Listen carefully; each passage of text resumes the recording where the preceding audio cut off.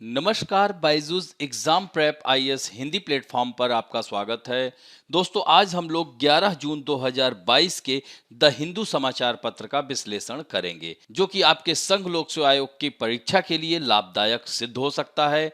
तो दोस्तों, आइए पहले सत्र के विषय की चर्चा कर लेते हैं। तो पहला टॉपिक है सूरत के हीरा व्यापार पर युद्ध का असर। तो दोस्तों, आप लोगों को जैसा कि पता है कि रूस और यूक्रेन युद्ध की वजह से वैश्विक अर्थव्यवस्था में भूचाल आ रहा है। ऐसे में कोई भी ऐसा व्यापार नहीं बचा है जिसमें समस्या नहीं आ रही हो। तो इस तरह से भारत का हीरा व्यापार ऐसे में क्यों अछूता रहेगा। तो निश्चित रूप से हम कह सकते हैं कि सूरत के हीरा व्यापार का इस युद्ध पर असर पड़ रहा है। तो दोस्तों, यह असर कैसे पड़ रहा है, इसके बारे में इस लेख के माध्यम से हम लोग चर्चा करेंगे। दूसरा है ऑनलाइन गेमिंग। तमिलनाडु सरकार अध्यादेश जारी करने जा रही है। तो दोस्तों, यहाँ पर थोड़ा सा हम बात करेंगे अध्यादेश क्या होता है और ऑनलाइन गेमिंग, इसके प्रकार, और तमिलनाडु सरकार क्यों ये अध्यादेश जारी करने जा रही है। तीसरा टॉपिक होगा ईंधन की कीमतों में भारी बढ़ोतरी के कारण समुद्र में गुजरात के मछुआरों की समस्या। दोस्तों, आप यहाँ पर कई सारी यूनिट्स बंद कर दी गई हैं और बड़ी समस्याओं से जूझना पड़ रहा है यहाँ के मछुआरों को। और उसमें सबसे बड़ा कारण है ईंधन की कीमतों में बढ़ोतरी। और यह बढ़ोतरी क्यों हुई? रूस और यूक्रेन युद्ध की वजह से ऐसा माना जा रहा है। साथ साथ कोविड-19 का प्रभाव भी रहा है। तो इस तरह से इन सब बातों की चर्चा इस लेख के माध्यम से करेंगे। और चौथा टॉपिक होगा पूर्व कैग सीएजी, मतलब CAG controller and auditor general, जिसे नियंत्रक एवं महालेखा परीक्षक कहा जाता है। दोस्तों, संविधान के अनुच्छेद 148 से लेकर अनुच्छेद 151 के बीच यह एक संवैधानिक पद होता है। तो पूर्व सीएजी ने सरकार में अधिक जवाबदेही पर जोर दिया है। तो कैग में क्या परिवर्तन किए जा सकते हैं, इन सब बातों की चर्चा हम लोग करेंगे। थोड़ा सा कैग के बारे में भी जानकारी हासिल करेंगे कि यह संविधान में कहाँ पर है उल्लिखित, किस अनुच्छेद में है, इसकी नियुक्ति कौन करता है, इसको कौन हटा सकता है, थोड़ा सा इसके बारे में भी जानकारी हासिल करेंगे। और अंत में हम बात करेंगे मुख्य परीक्षा अभ्यास प्रश्न का, जिसमें 2 प्रश्नों के उत्तर की संरचना की चर्चा करेंगे, जिससे कि आप लोग आसानी से उत्तर दे सकें। अब बढ़ते हैं आज के पहले टॉपिक, पृष्ठ संख्या 1 पर आया हुआ है। इसको हम अर्थव्यवस्था से जोड़ सकते हैं। यूक्रेन वॉर हिट्स सूरत डायमंड इंडस्ट्री हार्ड। यहाँ पर आप देख सकते हैं कि यह यूक्रेन की युद्ध की वजह से सूरत के हीरा व्यापार पर इसका असर पड़ रहा है। तो रूस के कच्चे माल की आपूर्ति बंद होने से कई श्रमिक बेरोजगार हो गए हैं। दोस्तों, यहाँ तक कि यह कहा जा रहा है कि श्रमिकों के जो कार्य की अवधि थी उसको भी घटा दी गई है। बहुत सारे श्रमिकों को उनको घर में रहने के लिए कहा जा रहा है कि वह इकाइयों में ना आए। तो यह सब समस्या देखने को मिल रही है। और दोस्तों, यह सूरत है कहाँ? तो यह गुजरात का प्रमुख शहर है, जो कि तापी नदी के किनारे या ताप्ती नदी के किनारे बसा हुआ है। इंडियन डायमंड इंस्टीट्यूट भी यही है। तो दोस्तों, 2008 की मंदी, या अगर आप लोगों ने अर्थव्यवस्था से बराबर जुड़े होंगे तो 2008 की मंदी के बारे में सुना होगा। उस समय सब प्राइम संकट आया हुआ था। तो उससे भी ज़्यादा स्थिति खराब देखने को मिल रही है। यानी सभी कच्चे माल का आयात ऑस्ट्रेलिया, रूस, साउथ अफ्रीका, जिम्बाब्वे और कांगो से किया जाता है। दोस्तों, यह सब देश हीरे के प्रमुख उत्पादक देश भी हैं, जबकि 75% अंतिम उत्पादों की खपत अमेरिका द्वारा की जाती है, जिसने रूसी कंपनियों पर प्रतिबंध लगा दिया है। अब ऐसे में क्या होगा कि भारत के इस सूरत में जो डायमंड इंडस्ट्री है उस पर इसका असर पड़ेगा। तो लगभग 27 से 30% कच्चा माल क्या है, रूस से आता है। तब ऐसे में यह समस्या दिखने को मिल रही है। तो छोटे हीरे को काटने और चमकाने का सारा काम गुजरात के ग्रामीण इलाकों में किया जाता है। तो दोस्तों, ये जो सॉलिटेयर स्टोन्स हैं जो थोड़े महंगे होते हैं और इनकी कीमत ज़्यादा होती है, तो सूरत शहर में इनकी प्रोसेसिंग यूनिट इन्हें हैंडल करती है। तो इस तरह से इस कटिंग इंडस्ट्री में बहुत सारे कारीगर इसमें कार्य करते हैं। और दोस्तों, इन मजदूरों में जैसे कि अगर बात की जाए तो उत्तर प्रदेश, बिहार, राजस्थान और केरल से यहाँ पर आते हैं। और दोस्तों, ऐसे में इन लोगों को वापस अपने गांव या अपने राज्य में जाना पड़ रहा है। बेरोजगारी का स्तर बढ़ता चला जा रहा है। अन्य क्षेत्रों की तुलना में अमेरिका के युवाओं के बीच निवेश के बदलते चलन के कारण हीरो की मांग बढ़ी है।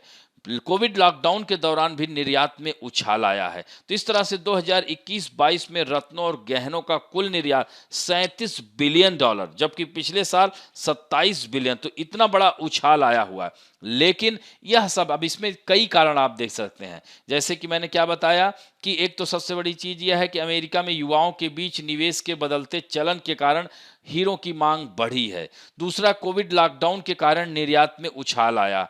फिर जब लॉकडाउन खुला, यानी फिर जो है उछाल आया है। तो इस तरह से अब जैसे जो बनाए जा रहे थे उतनी मात्रा में नहीं बनाए गए। दूसरे, यह यूक्रेन रूस युद्ध, तो ऐसे में रूस से कच्चा माल हम लोग लाते थे, तो उस पर पाबंदी भी है और अमेरिका ने भी बैन कर दिया है। तो ये सब समस्याएं देखने को मिल रही हैं। तो दोस्तों, रूस और यूक्रेन युद्ध के चलते गुजरात के सूरत की डायमंड फैक्ट्रियों पर इसका बहुत ही प्रतिकूल असर पड़ रहा है। सूरत में हीरे की बड़ी फैक्ट्रियों के काम के हफ्ते घटाकर 3 से 4 दिन कर दिए गए हैं। वहीं रूस की खदानों में कच्चे हीरे की कमी के कारण सूरत के छोटे कारखाने फिलहाल के लिए बंद कर दिए गए हैं। इसके चलते पॉलिशिंग इकाइयों के लिए बहुत कम काम बचा है। भारत में 10 में से 9 कच्चे हीरे सूरत में पॉलिश किए जाते हैं, यानी सोच सकते हैं कि 10 में से 9 यहीं पर पॉलिश किए जाते हैं, और यह समस्या देखने को मिल रही है। रूसी कच्चे हीरे आमतौर पर छोटे होते हैं। भारत के डायमंड रेट की मात्रा का 40% और मूल्य में लगभग 30% बनाते हैं। तो यूक्रेन के साथ युद्ध ने अब इसे 18 अरब डॉलर के व्यापार को प्रभावित किया है। तो अमेरिकी प्रतिबंधों से पहले भारत भेजे गए रूसी कच्चे माल का स्टॉक भी अब समाप्त होने वाला है। इसके अलावा रूबल भुगतान के त्वरित विकल्प स्थापित न होने के कारण रूस की खनन कंपनी अलरोसा, दोस्तों इसे भी ध्यान रखेंगे, अलरोसा विश्व की सबसे बड़ी यह डायमंड कह सकते हैं कि क्षेत्र की यह कंपनी है, खनन क्षेत्र की, यह महत्वपूर्ण है, इसे ध्यान रखेंगे। तो रूस यूक्रेन युद्ध के कारण सूरत की डायमंड इंडस्ट्री को हम कह सकते हैं कि यह पूरी तरह से क्षतिग्रस्त हो गई है। अमेरिका और यूरोप को पॉलिश हीरे निर्यात करने वाले प्रमुख सप्लायर लक्ष्मी डायमंड के प्रमुख निदेशक का यही कहना है कि लगभग 5 बिलियन डॉलर के छोटे और मध्यम आकार के पत्थर रूस से आते हैं, तो अमेरिका में मंगाए जाते हैं भारत से पॉलिश हीरे। तो भारत में हीरों की दुनिया का सबसे बड़ा कटिंग और पॉलिशिंग केंद्र है, जो विश्व स्तर पर पॉलिश किए गए हीरे के 90% से अधिक के निर्माण के लिए जिम्मेदार हैं। तो दोस्तों, यहां पर आप देख सकते हैं कि 2019 के दौरान दुनिया के कुल हीरो के निर्यात में लगभग 19% हिस्सेदारी का योगदान, और आईटीसी व्यापार मानचित्र के अनुसार दुनिया भर में कटे और पॉलिश किए गए हीरों के लिए शीर्ष निर्यातक देश हमारा भारत बना है।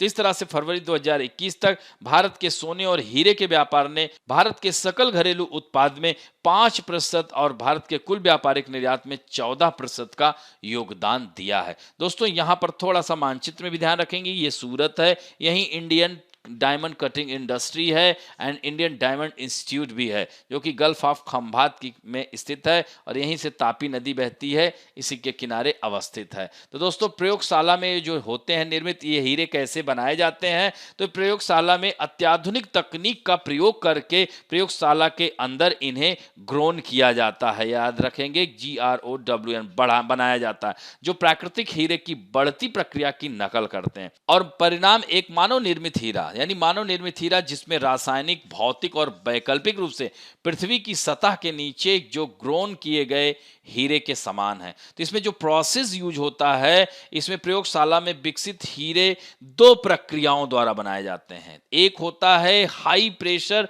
हाई टेम्परेचर, यानी उच्च दबाव और उच्च तापमान।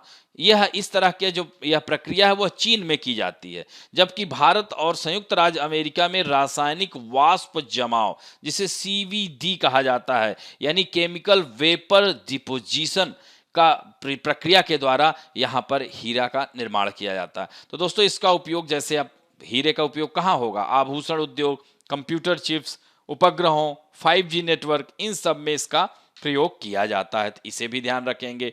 इसी तरह से लैब ग्रोन डायमंड का निर्यात, तो Bharat, USA, Hong Kong, United Arab अमीरात, इजराइल, बेल्जियम को भी पॉलिश किए गए लैब ग्रोन डायमंड्स का निर्यात, लैब ग्रोन मतलब लैबोरेटरी में इनको बनाया जाता है, निर्मित किया जाता है। तो भारत के निर्यात में लगभग 67% की हिस्सेदारी किसकी है? यूनाइटेड स्टेट ऑफ अमेरिका की है। फिर उसके बाद 14% की हिस्सेदारी के साथ हांगकांग का स्थान है। तो इस तरह से प्रयोगशाला में विकसित हीरे में भारत, यानी प्राकृतिक हीरो की तरह भारत ने लैब में विकसित हीरो को काटने और चमकाने में अपनी अग्रणी भूमिका साबित की है। तो वर्तमान में भारत प्रयोगशाला में विकसित हीरो के वैश्विक उत्पादन में लगभग 15% का योगदान देता है, जिसके लिए यह वर्तमान में आत्मनिर्भर है। तो दोस्तों, इस तरह से आपने देखा कि किस प्रकार इस युद्ध की वजह से यह इंडस्ट्री पूरी तरह से अभी भी उथल पुथल मची हुई है। अब दोस्तों बढ़ते हैं दूसरे महत्वपूर्ण टॉपिक की ओर। पृष्ठ संख्या 7 पे आया हुआ है।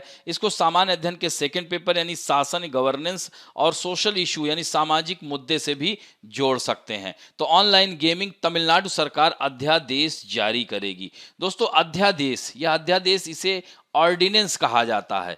दोस्तों, अध्यादेश जैसे केंद्र में राष्ट्रपति अध्यादेश जारी करता है जब पार्लियामेंट यानी संसद सत्र में नहीं होती है, किसी कानून की आवश्यकता तुरंत होती है। तो ऐसे में राष्ट्रपति अनुच्छेद 123 के तहत अध्यादेश लाता है और जब संसद सत्र में आती है तो यह अध्यादेश अगर सदन के सदस्यों के द्वारा मान लिया जाता है तो उसको आगे बढ़ाया जाता है, नहीं तो अपने आप वह निरस्त हो जाता है 6 हफ्ते के अंदर। ये ध्यान रखेंगे। इसी तरह से राज्यों में अनुच्छेद 213 के तहत राज्यपाल जब विधानसभा सत्र में ना हो तब वह अध्यादेश जारी करता है। तो दोस्तों, ऑनलाइन गेमिंग तमिलनाडु सरकार अध्यादेश जारी करेगी। सेवानिवृत्त हाई कोर्ट के न्यायाधीश के चंद्रू के नेतृत्व में एक पैनल का गठन किया गया है और दोस्तों यह 2 सप्ताह में अपनी रिपोर्ट राज्य सरकार को भी सौंप देगी। तो दोस्तों, तमिलनाडु सरकार ने ऑनलाइन गेमिंग से जुड़े मुद्दों की जांच करने और 2 हफ्ते के अंदर रिपोर्ट देने के लिए कमेटी का गठन किया है। और यह जो है कि ऑनलाइन गेमिंग के क्या साइड इफेक्ट हो रहे हैं, इससे क्या नुकसान है, इन सब के बारे में 2 हफ्ते में यह रिपोर्ट दी जाएगी। तो इसी आधार पर सरकार ऑनलाइन गेमिंग के खिलाफ अध्यादेश के लिए वह एक सुनिश्चित कदम उठाएगी। तो इस तरह से ऑनलाइन गेमिंग के दुष्प्रभावों यानी जैसे आत्महत्या, वित्तीय नुकसान पर अनुभवजन्य डेटा को एकत्रित करेगा और ऑनलाइन गेमिंग से संबंधित विज्ञापनों पर प्रतिबंध की जांच करेगा।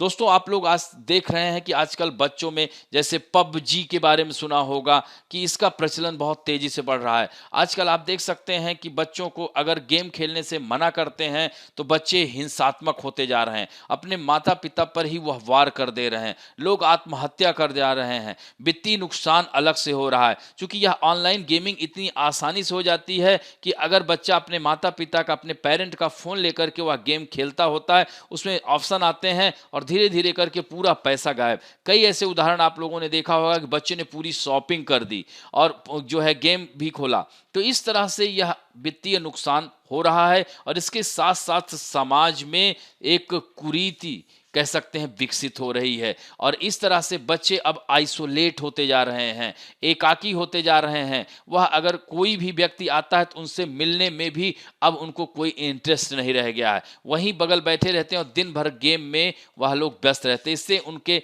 साइकोलॉजिकल प्रॉब्लम दिखने लगी है। तो इंटरनेट उपयोगकर्ताओं की संख्या हर दूसरे दिन आप लोग देख ही सकते हैं बढ़ रही है। रम्मी खिलाड़ियों की संख्या आप देख सकते हैं कितना ऐड आता रहता है। तो इस तरह से लोग उसी में क्या है उसके आदी हो जाते हैं। हालांकि जब प्रचार में कहा जाता है कि इसमें जोखिम हो सकता है, लेकिन बच्चे जो कि अभी उनकी अबोध उम्र है, वह अबोध बालक हैं, तो इस तरह से उनके ऊपर इसका प्रभाव नहीं पड़ता और वह ढेर सारा पैसा लगाते चले जाते हैं और यही कारण है कि उसी डर से बहुत सारे बच्चे आत्महत्या कर ले रहे हैं। तो ऑनलाइन गेमिंग पर प्रतिबंध बनाने वाला कानून पिछले साल तमिलनाडु में विधानसभा में जो है लाया गया था, लेकिन मद्रास हाईकोर्ट द्वारा इसे रद्द कर दिया गया था। सुप्रीम कोर्ट ने अब तक अपील पर इसकी सुनवाई भी नहीं की है। तो भारत में ऑनलाइन गेमिंग की स्थिति के बारे में बात किया जाए तो गेमिंग उद्योग को विनियमित करने के लिए बिल जो है राजस्थान सरकार ने पहले ही ला दिया, क्योंकि विशेष रूप से जो फैंटेसी गेम होते हैं आप लोग देख सकते हैं आजकल आप किसी रिश्तेदार या किसी मित्र के घर जाते हैं और इस तरह से आपका बच्चा और उस रिश्तेदार का बच्चा दोनों आपस में मिल करके और इस तरह से यह फैंटेसी गेम खेलते हैं, देखते हैं और यही कारण है कि राजस्थान सरकार इसके लिए एक मसौदा विधेयक लाई है। इसका चूंकि बहुत साइड इफेक्ट पड़ रहा है। तमिलनाडु, तेलंगाना, आंध्र प्रदेश, कर्नाटक जैसे राज्यों ने भी ऑनलाइन गेम पर प्रतिबंध लगाने का कानून पारित किए थे। हालांकि उन्हें राज्य उच्च न्यायालयों द्वारा इस आधार पर खारिज कर दिया गया था कि कौशल खेल के लिए एक मुफ्त प्रतिबंध अनुचित था। यानी एकाएक आप नहीं बंद कर सकते हैं, लेकिन इसका पूरी तरह से जब तक अध्ययन नहीं किया जाएगा, इस पर रिसर्च नहीं किया जाएगा, तब तक इसके बारे में नहीं पता चलेगा। क्योंकि इसका प्रभाव अब देखिए तो लगभग हर परिवार पर, आज की डेट में अगर देखा जाए तो जब परिवार के सदस्य मिलते हैं या आपस में दो दोस्त के फैमिली एक साथ मिलती है, तो आज की डेट में यही चर्चा का विषय है कि बच्चा मेरी बात नहीं मानता है, बच्चा दिन भर फोन पर बना रहता है, दिन भर वह गेम खेलता रहता है, दिन भर वह गेम देखता रहता है। और यह जो है समस्या अब देखा जाए तो 5 से 6 साल से ही शुरू हो जा रही है, और यह आगे चल करके जो मतलब कह सकते हैं 18 से 20 वर्ष के छात्रों में भी, 18 से 20 वर्ष के युवाओं में भी यह समस्या देखने को मिल रही है। तो गेमिंग क्षेत्रों में यह वृद्धि हो रही है। यह जो है बोस्टन कंसल्टिंग ग्रुप द्वारा प्रकाशित 2021 की रिपोर्ट के अनुसार भारत का मोबाइल गेमिंग क्षेत्र 2020 में 1.5 बिलियन डॉलर से बढ़कर 2025 तक सोचिए 5 बिलियन डॉलर हो जाएगा। आज आप देख सकते हैं कि कितने महंगे महंगे गेम आ रहे हैं। तो भारत में अभी 30 करोड़ से अधिक गेमर्स हैं। दोस्तों, इस गेम की डिजाइन करने वालों की सैलरी भी बहुत ज्यादा होती है। तो इस तरह से इधर भी रोजगार के साधन हैं, लेकिन वही चीज है कि यही रोजगार अगर समस्या बन जाए और खासकर हमारी युवा पीढ़ी को पूरी तरह से तहस नहस कर दे, तब ऐसे में कोई ना कोई विधेयक लाना आवश्यक हो जाता है। दोस्तों, यहां पर आप देख सकते हैं 2020 में सभी गेमिंग उपकरणों का जो राजस्व था 1.8 बिलियन डॉलर तक पहुंच गया, जो कि 2016 से 500% अधिक। यानी आप देख सकते हैं कि मांग किस कदर है, जो इतनी तेजी से यह बढ़ रहा है। तो राज्य ऑनलाइन गेमिंग पर प्रतिबंध लगाने की कोशिश क्यों कर रहे हैं? तो यह भी कह सकते हैं कि एडिक्शन है। आजकल बच्चों में आप देख सकते हैं कि उनको खाना नहीं दीजिए, खाना पीना से वह दूर, लेकिन उनको मोबाइल दे दीजिए तो वह उनको भूख भी नहीं लगती है, और वह आप बगल में बैठे रहेंगे, आपसे कोई मतलब ही नहीं है। और माता पिता भी अपनी समस्याओं को दूर, यानी उनको ठीक से पालन पोषण न कर पाने की वजह से उनको फोन पकड़ा देते हैं। ऐसे में वह पूरी तरह से एडिक्ट हो गए। जैसे नशेड़ी जब होता है, शाम होते ही नशा उसको चाहिए होता है, उसी तरह से बच्चों में इन फोन का नशा हो रहा है, इन गेम का नशा हो जा रहा है। तो इस तरह से जो है अब क्या होगा, इसमें तो ऋण की रिपोर्ट आ रही है, चोरी की घटनाएं, आत्महत्या की घटनाएं, हेर फेर के लिए अति संवेदनशील। यानी अब कह सकते हैं कि यह भी एक आपदा के रूप में इसको समझिए, यह एक आपदा का स्वरूप ले रहा है। जैसे जंगल की आग आपदा है, बाढ़ है, सूखा है, आप साइबर क्राइम और यह गेमिंग, ऑनलाइन गेम, ये भी अब एक आपदा के रूप में, क्योंकि इससे हमारी एक बहुत बड़ी संख्या और खासकर युवा पीढ़ी इसमें भ्रमित हो रही है। और दोस्तों, युवा ही तो हमारे देश का भविष्य है। अगर वही भ्रमित हो गया तो कैसे देश का विकास होगा? तो भारत में ऑनलाइन गेम की वैधता की बात की जाए या भारत में ऑनलाइन, देखिए ऑनलाइन गेमिंग को सुगम बनाने के कारक, अब देखिए मैंने क्या कहा था कि यूपीआई की व्यवस्था हो गई है, तुरंत आपके पास गूगल पे, फोन पे, बहुत सारे अब समझ वो कह सकते हैं कि अब ऑनलाइन गेमिंग को सुचारू रूप से चलाने के लिए आ चुका है। तो तुरंत जो है लोग तुरंत रिचार्ज, पहले होता था कि हाँ भाई बैंक जाएंगे, जो है मार्केट से खरीद के लाएंगे, लेकिन अब आप घर बैठे ही यह सारी व्यवस्थाएं आपको मिल रही हैं। और स्मार्टफोन तक पहुंच है, किफायती इंटरनेट भी सस्ता हो गया। अब ऐसे में सरकार को इंटरनेट थोड़ा सा महंगा करना चाहिए और सभी तक पहुंच नहीं होनी चाहिए। इसके लिए कुछ ना कुछ कठोर कानून बनाने की आवश्यकता है। क्योंकि दोस्तों, आज आप देख सकते हैं वही जो सामग्री आज फोन पर, इंटरनेट पर, फेसबुक पर, व्हाट्सएप पर, वही सामग्री सभी के लिए खुल चुकी है। चाहे वह 5 साल का बच्चा हो, चाहे वह 18 साल का व्यक्ति हो, चाहे वह 50 साल का व्यक्ति हो, चाहे वह 60 साल का, सभी लोग। पहले हुआ करता था, आप देख सकते थे कि पहले फिल्में वगैरह भी लगा करती थी, तो उसमें बच्चों को देखा जाता था कि अगर वह एडल्ट नहीं हुआ है तो उसे अंदर नहीं जाने दिया जाता। कोई अगर हिंसात्मक फिल्म है, इस तरह की अगर वह जो फिल्में हुआ करती थी तो उस पर रोक लगा दिया जाता था। अब क्या है, अब बच्चे के पास वह कुछ भी देख सकता है। तो इस तरह से क्या होगा? बहुत सारी समस्याएं, कुंठा से ग्रसित हो जाएगा बच्चा। तो यह सारी समस्याएं देखने को मिल रही हैं। तो भारत में ऑनलाइन गेम की वैधता के बारे में बताएं तो राज्य के विधायकों को भारत के संविधान की 7वीं अनुसूची, यानी 7वीं, अब देखिए 7वीं अनुसूची में क्या है, 3 लिस्ट है, केंद्र सूची, राज्य सूची, समवर्ती सूची। तो राज्य सूची की जो प्रविष्ट संख्या 34 के तहत सट्टेबाजी, जुए से संबंधित कानून बनाने के लिए विशेष अधिकार। अब देखिए दोस्तों, यह कह सकते हैं कि सीमित अधिकार है। अभी यहां पर बहुत ही आवश्यक है एक कानून बनाने की। भारत में खेलों के प्रकार की अगर बात करें तो भारतीय राज्य कौशल के खेल और मौका के खेल। अब देखिए, इसको कौशल का खेल बता करके यह कर दिया जाता है। तो इस तरह से बीच कानून में अंतर के आधार पर जुआ खेलते हैं। तो यही कारण है कि हम उस पर ठीक से उनके ऊपर कार्रवाई नहीं कर पाते हैं। कॉमन गेमिंग हाउस, तो अधिकांश राज्यों में गेमिंग कानून के लिए एक और अवधारणा कॉमन गेमिंग हाउस का विचार है। तो एक सामान्य गेमिंग हाउस का स्वामित्व, रख रखाव या प्रभारी होना, या इसे किसी भी सामान्य गेमिंग हाउस में गेमिंग के उद्देश्य से उपस्थित होना इन राज्य गेमिंग कानूनों के संदर्भ में आमतौर पर निषिद्ध है। तो इस तरह से एक सामान्य गेमिंग हाउस को किसी भी घर, दीवारों के बाड़े, कमरे या स्थान के रूप में परिभाषित किया जा सकता है जिसमें गेमिंग के उपकरण रखे जाते हैं या लाभ के लिए उपयोग किए जाते हैं। तो प्रासंगिक रूप से अदालतों ने अतीत में यह स्पष्ट किया कि केवल खेल खेलने या सुविधाओं को बनाए रखने के लिए अतिरिक्त शुल्क लेने का लाभ के रूप में नहीं इसे देखा जा सकता, नहीं देखा जा सकता। तो इस तरह से दोस्तों, तमिलनाडु सरकार आप देख सकते हैं कि ऑनलाइन गेमों पर वह अध्यादेश लाने की कोशिश कर रही है और लाना भी चाहिए। इस पर सभी राज्यों को एक मत होकर के, बल्कि केंद्र को भी यहां पर हस्तक्षेप करके कानून बनाना आवश्यक हो गया है। अब बढ़ते हैं दोस्तों, तीसरी महत्वपूर्ण खबर, यह पेज नंबर 12 पे आई हुई है। सामान्य अध्ययन के थर्ड पेपर यानी रोजगार के अंतर्गत हम इसे डाल सकते हैं। दोस्तों, ईंधन की कीमतों में भारी बढ़ोतरी के कारण समुद्र में गुजरात के मछुआरों की समस्या उत्तरोत्तर बढ़ती जा रही। दोस्तों, आज भारत में 5 लाख से अधिक लोग सीधे मत्स्य पालन उद्योग या मत्स्य पालन क्षेत्र में शामिल हैं। गुजरात मात्रा के मामले में सबसे बड़ा निर्यातक राज्य है। दोस्तों, चीन और यूरोपीय बाजारों से ऑर्डर नहीं मिलने की वजह से कई प्रोसेसिंग यूनिट बंद कर दी गई हैं। भाड़ा शुल्क में काफी वृद्धि हुई है। तो इस तरह से किसानों के साथ बहुत बड़ी समस्या देखने को मिल रही है। तो दोस्तों, गुजरात में वेरावल के तट पर मैकेनिक मछुआरों की नावों की सेवा करके अपनी आजीविका कमाता है। यानी कह सकते हैं कि जो वहां का जो मैकेनिक है वो नावों को मतलब ठीक करने का कार्य करता है, उसी से उसकी आजीविका चलती है। अब वह दूसरे शहरों में अन्य व्यवसायों की तलाश कर रहा है। क्यों? क्योंकि मछुआरे उसे भुगतान करने में असमर्थ हैं। समुद्र सूखने लगा है, कोई मछली है ही नहीं, तो ये कैसे भुगतान करेंगे, उसका यह कहना है।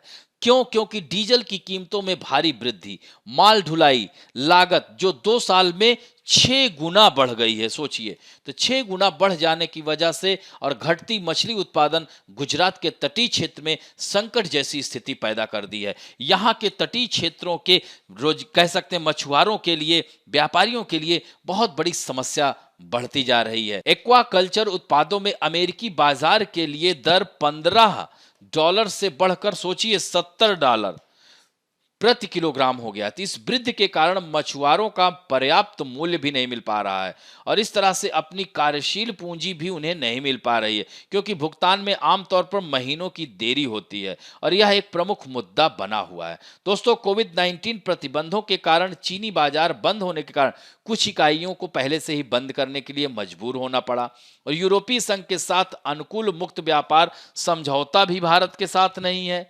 तो इस तरह से वियतनाम जैसे देशों को आयात कर रियायतों का लाभ मिल रहा है। तो दोस्तों, भारत को इसका लाभ नहीं मिल पा रहा है। तो इस तरह से आप देख सकते हैं कि यह समस्याएं हैं। पाकिस्तान ने हमारे देश के यानी गुजरात के 60 मछुआरों को गिरफ्तार कर लिया है। इंडियन एक्सप्रेस में भी आई हुई खबर है। तो इस तरह से आप देख सकते हैं कि यहाँ पर 50% महिला कार्यकर्ता, यानी डीजल की कीमत और उच्च शुल्क यहाँ प्रमुख मुद्दे हैं। मछुआरों के बिना मछली पकड़ने का कोई उद्योग यहाँ है नहीं। उन्हें अपनी नावों में इस्तेमाल होने वाले डीजल के लिए उत्पाद शुल्क में सब्सिडी मिलती थी और अब यह बहुत सीमित है। तो sea food exporters association of India के गुजरात क्षेत्र के प्रमुख ने कहा कि प्रसंस्करण इकाइयों में लगभग 50% श्रमिक महिलाएं हैं। तो इसलिए इस क्षेत्र में कोई भी मदद गुजरात की महिलाओं के लिए एक मदद है।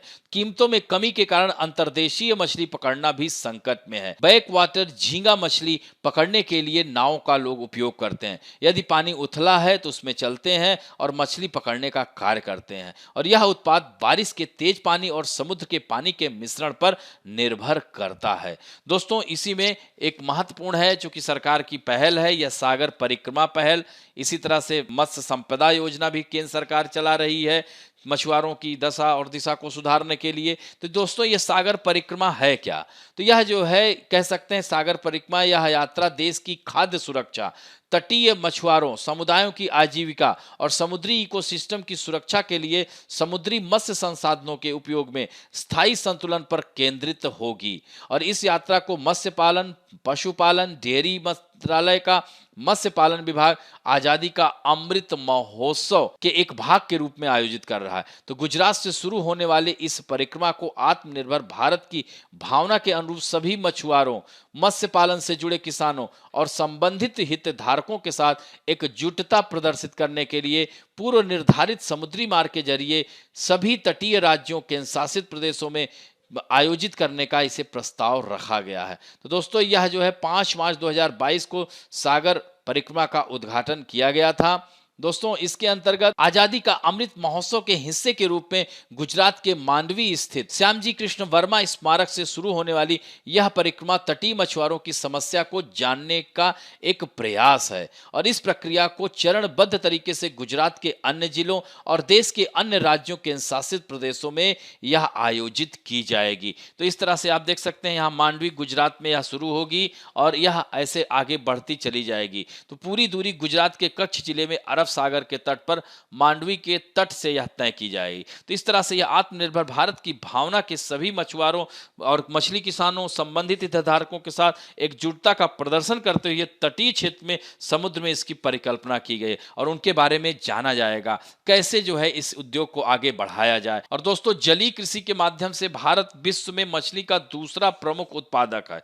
भारत दुनिया में मछली का चौथा सबसे बड़ा निर्यातक भी है, क्योंकि वैश्विक मछली उत्पादन में 7.7% का योगदान है, और वर्तमान में यह क्षेत्र देश के भीतर 2.8 करोड़ से अधिक लोगों की आजीविका को भी यह प्रदान करता है। फिर भी यह अप्रयुक्त क्षमता वाला क्षेत्र है। तो दोस्तों, 2021-22 के आर्थिक सर्वेक्षण के अनुसार मत्स्य पालन ने 2014-15 से 10.87% की औसत वार्षिक वृद्धि का प्रदर्शन किया, जिसमें 2020-21 के दौरान 145 लाख टन का रिकॉर्ड मछली उत्पादन हुआ है। तो दोस्तों, अब बढ़ते हैं पृष्ठ संख्या 12 पे ही सामान्य अध्ययन के सेकंड यानी शासन के अंतर्गत जोड़ सकते हैं।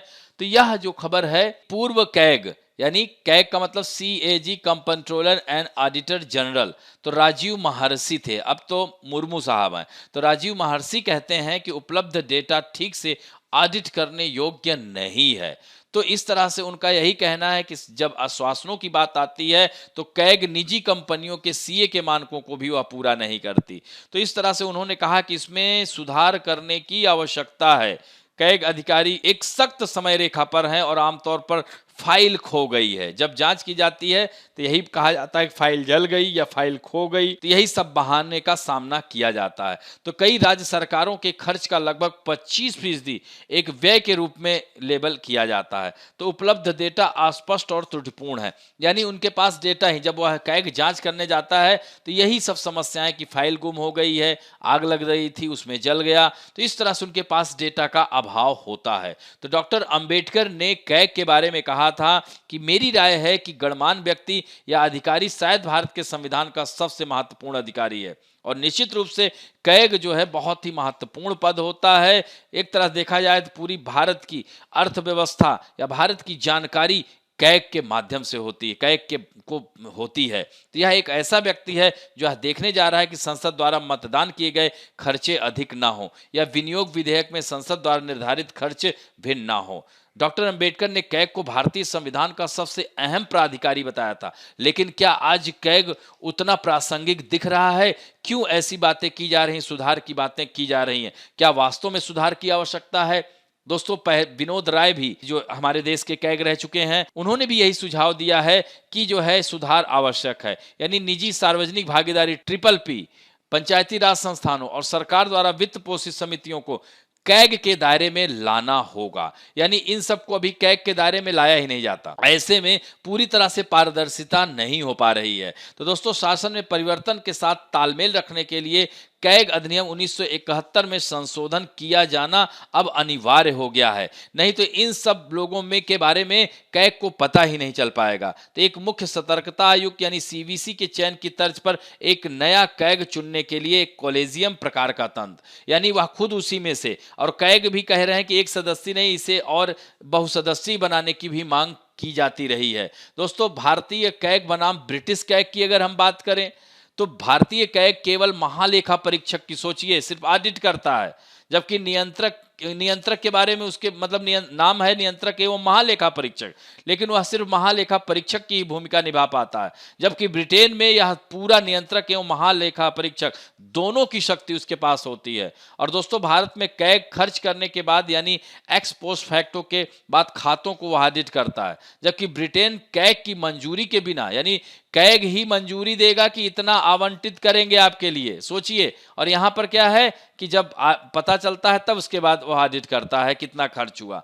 तो कोई पैसा बिना, यानी ब्रिटेन का कैग के निर्णय के बिना कोई भी पैसा नहीं निकाल सकता। भारत में संसद का सदस्य यह नहीं होता है, यह अधिकारी होता है, जबकि ब्रिटेन में कैग हाउस ऑफ कॉमन का मेंबर भी होता है। तो इस तरह से आपने देखा। और दोस्तों, कैग के बारे में आप लोग संविधान में जरूर पढ़े होंगे। अनुच्छेद 148 से लेकर के अनुच्छेद 151 के मध्य भारत के कैग के बारे में चर्चा की गई, नियंत्रक एवं महालेखा परीक्षक की। और इसकी नियुक्ति राष्ट्रपति 6 वर्ष या 65 वर्ष जो भी पहले हो वह अपने पद पर रहता है। इसको उसी रीति से हटाया जा सकता है जिस रीति से सुप्रीम कोर्ट के न्यायाधीश को हटाया जाता है। इसे ध्यान रखेंगे। अब बढ़ते हैं आज के मुख्य परीक्षा अभ्यास प्रश्न। तो दोस्तों, इसमें आप देख सकते हैं कि अपने मौजूदा स्वरूप में भारत का कैग उस तरह के कार्यालय से बहुत दूर है जिसकी अंबेडकर साहब ने कल्पना की थी। तो इस संदर्भ में भारत के कैग को अधिक प्रभावी बनाने के लिए आवश्यक सुधारों पर चर्चा कीजिए। तो अपने मौजूदा स्वरूप में भारत का, तो इसको थोड़ा सा लिखते हुए थोड़ा कैग के बारे में बताइए, इसकी संवैधानिक परिस्थिति क्या है, और थोड़ा सा भारत के कैग और ब्रिटेन के कैग से तुलना करते हुए अंत में आवश्यक सुधारों पर इसकी चर्चा करते हुए अंत में निष्कर्ष पे पहुंचना है। और दोस्तों, दूसरा जो प्रश्न है, भारत में मत्स्यिकी क्षेत्र को बढ़ावा देने के लिए भारत सरकार द्वारा की गई विभिन्न पहलों की चर्चा कीजिए। तो मैंने जैसे कहा कि कृषि मत्स्य संपदा योजना, हाँ, और सागर परिक्रमा, इस तरह से और भी ढेर सारी योजनाएं राज्य स्तर पर भी चलाई जा रही है और केंद्र स्तर पर भी चलाई जा रही है। तो भारत में पहले की मत्स्यिकी क्षेत्र की स्थिति के बारे में आपको बताना है, जो कि चर्चा किया था। फिर इसके समक्ष चुनौतियां क्या हैं, जैसे वर्तमान चुनौतियां, और इसको बढ़ावा देने के लिए भारत सरकार के द्वारा पहल, और अंत में आपको निष्कर्ष पे जाना है। तो इस तरह से दोस्तों, आज का अंक अब यहीं पर समाप्त करते हैं। आशा करता हूं कि आज का भी ये वीडियो आप लोगों को अच्छा लगा होगा, और यदि अच्छा लगे तो प्लीज लाइक, शेयर, सब्सक्राइब और बेल आइकन दबाना ना भूलें। धन्यवाद।